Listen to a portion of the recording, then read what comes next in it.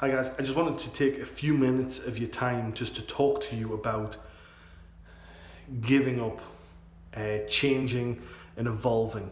And most people that have this issue have normally got some sort of addiction that is really weighing them down.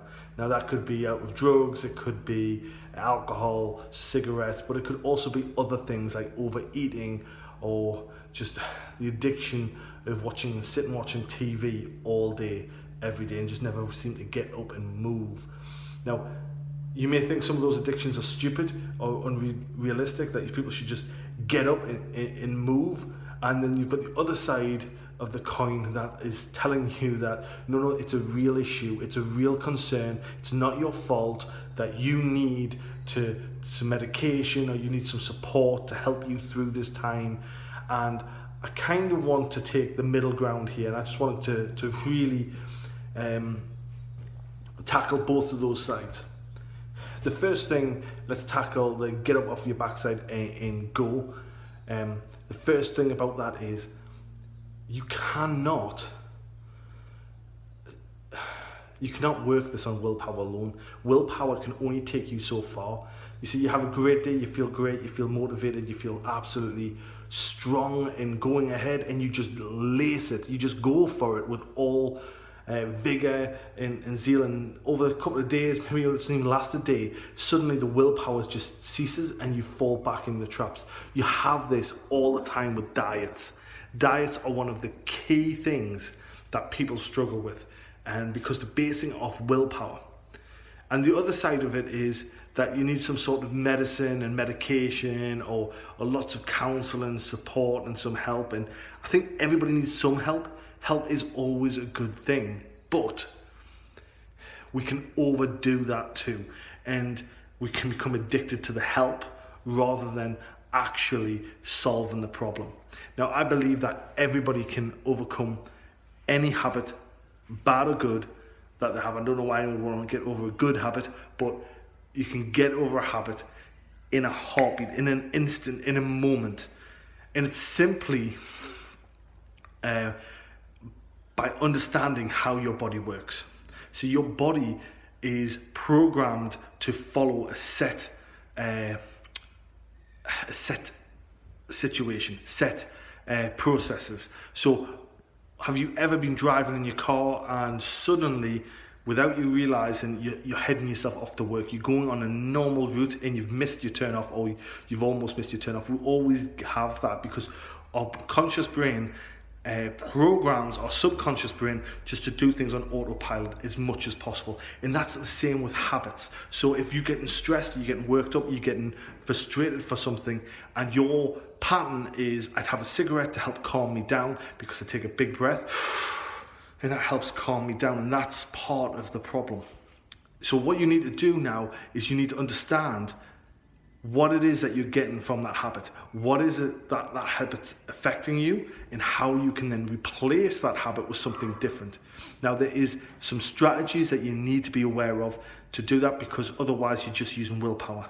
Now, one of the major key strategies that I find really useful is that you need to use and leverage pain, as much pain as you can muster, to overcome the habit that you're causing. So you need to attach the pain to that habit. Now, if we use smoking for an example, most people started smoking for a reason, and one of the most common reasons for it is they wanted to avoid being left out, being rejected, being felt like they're an outcast. And if you think back to it, if you were a smoker, most people start when they were kids, and peer pressure, and that's really what it is. So we attached a lot of pain and suffering to actually not being part of the crowd. So we put up with the pain of the cigarettes, the horrible taste, the horrible smell, until we got used to it and addicted to it, and it just became a habit after that. Now you need to now leverage as much pain to doing that as you possibly can. So as you leverage the pain, as you bring pain of doing that and intensify it, in absolutely maximize it, you will find that you no longer want to do it. But you can't stop there. So the next step is you've got to put something in its place. And this is the real advantage of it. So this is what we do next. So when you are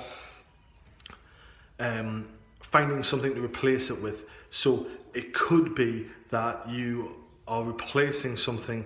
So if we use smoking as an example, you decide that instead of every time you get stressed, I'm going to go for a run, okay?